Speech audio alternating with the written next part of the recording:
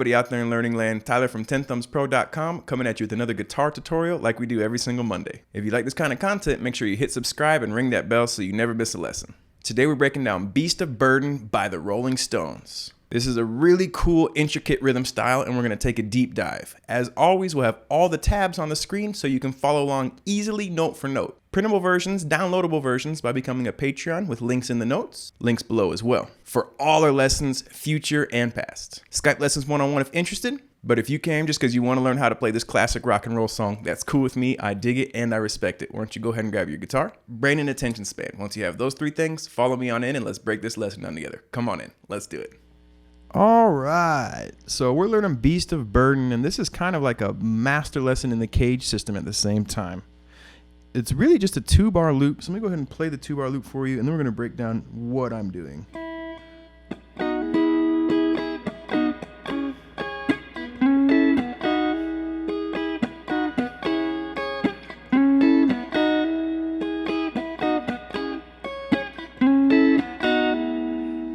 Okay, so that is the rhythm that happens through the entire verse. And I'm starting off with this B shape here.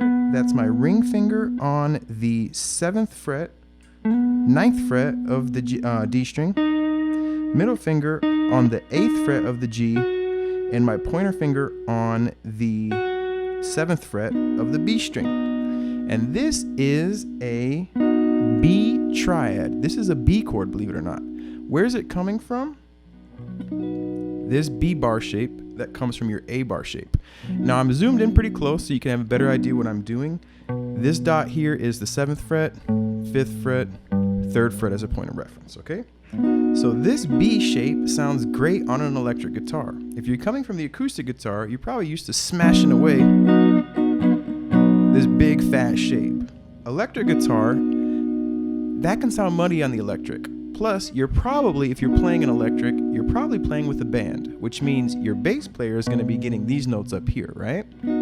So to avoid redundancy, smaller shapes work better. This works great with this shape all over. So if you want to play this B shape as an A, there it is. B, C, D, E. Really, really cool thing to have in the bag, okay? From there, we're going to make that an E chord. Now, if you're following this lesson on an acoustic guitar, you're probably going to have to play it again. But if you're playing this on an electric, you're simply going to hammer on, and we're changing this shape here that was 987 to 999 with our ring finger. This comes from this E shape, which is ultimately from the A shape in the cage system. 7th fret, and then 999, right?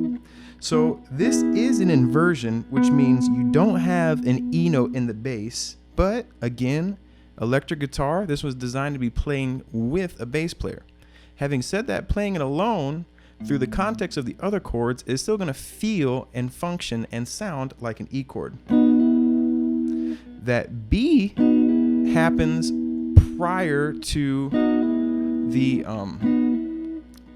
the first beat. This E is the first beat of the 2 bars. So you strum up actually, and then you hammer on. So we're gonna go strum up, hammer to E, and that's the first beat. So you're gonna let it ring and then down up after. There it is, right?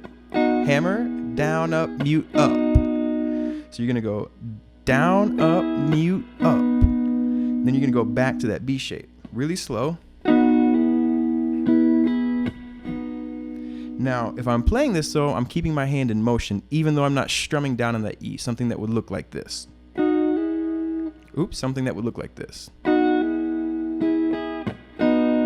To help me keep my hand in motion. Okay, what's next? We're gonna go to this C sharp minor. This C sharp minor comes from the E minor shape that you'd have way up here, right? And we're just actually playing the 11th fret of the D string and the 10th fret here on the G string and the 10th fret of the B string. So up to there we get, and it's a mute up. So we get down, up, mute, up, mute, up. All right.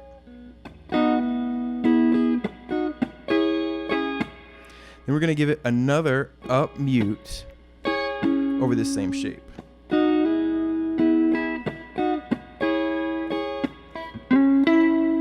Then we're gonna go into this riff. And what we're gonna do here is we're gonna slide from the 9th fret of the D string to the 11th fret, and then get your pointer finger, your index finger on the 10th fret, on the 9th fret of the G string, and your middle finger down here on the 10th fret.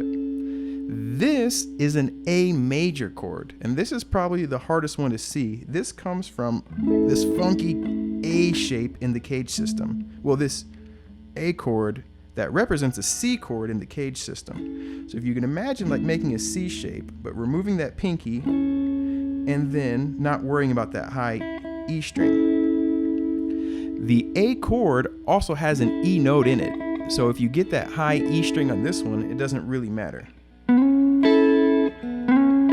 Try not to. You can even mute it a little bit with some of your off fingers. But you're jumping into this A shape here. So everything so far we get.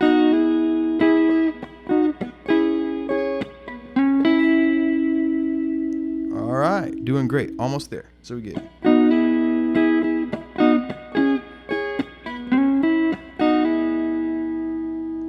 Mute right after that to get you over to this B, up, and then you're back in the top. So the whole thing really slow.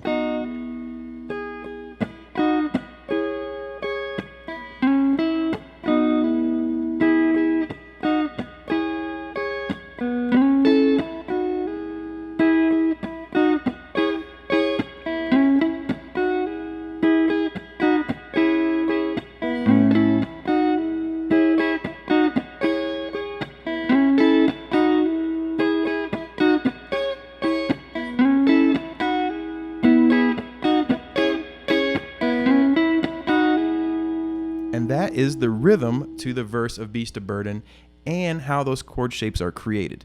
You should really experiment with those chord shapes in your own playing, especially if you're going from an acoustic to an electric. You can get a lot of really cool ideas and rhythm ideas there.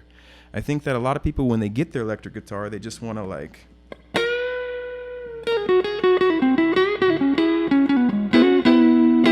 which is cool and a lot of fun, but no one really likes to hear 12-minute solos unless you're kind of at a concert. If you're playing at home for friends or family, they're going to be more into singing and playing at the same time. And these new chord shapes are a great way to create fun, interesting rhythms that still are intricate and a lot of fun to play, that sound great, but they're more conducive to playing with friends in a concert environment. All right, so why don't we go ahead and put some lyrics up with the chorus so you can see how the lyrics match the chords. Here we go. 1, 2, 3, 4.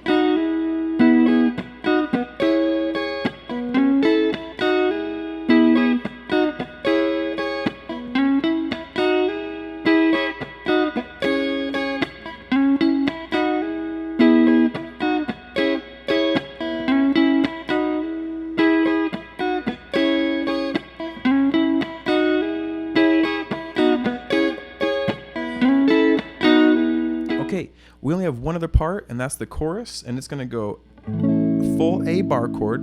You're going to bar it up there, 5th fret, 5, 7, 7, 6, 5, 5, to this E shape here, 7, 9, 9, 9.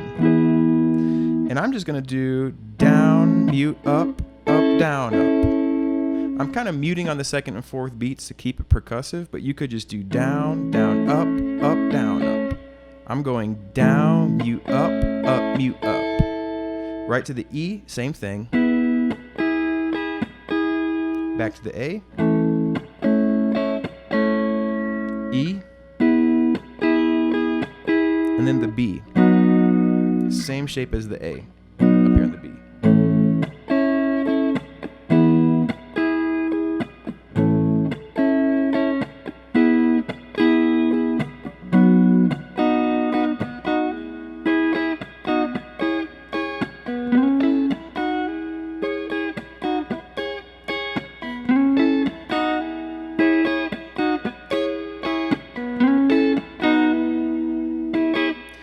tricky rhythm to sing and play at the same time. This song is probably going to be a little more fun and enjoyable for you if you have someone singing, but it is possible.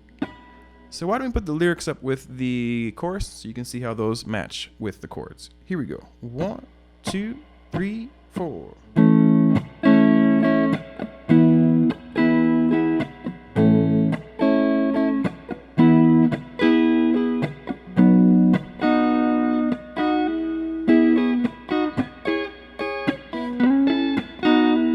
And notice how when I get to that B and I go down, mute, up, up, down, up, that up is getting me ready to make that change over back to the E, okay? Well, all right, there you have it. Hope you dig it. Thank you so much for watching. Cool, everybody. Thank you so much for watching to the very end of the lesson. Remember that we appreciate you. Hit that subscribe button, ring a bell so you never miss a lesson. New guitar tutorials every single Monday. We're going to keep on rocking and rolling, and we appreciate you here at 10 Thumbs. Think about becoming a Patreon. Cheaper than a cheap cheeseburger. Printable tabs for every single lesson, the past and the future. All kinds of good stuff. Keep on rocking and rolling. Life is good. And until next time, my friends, rock and roll. I could have done better there. Until next time, keep on rocking and rolling. That was better. Take care and have a lovely day.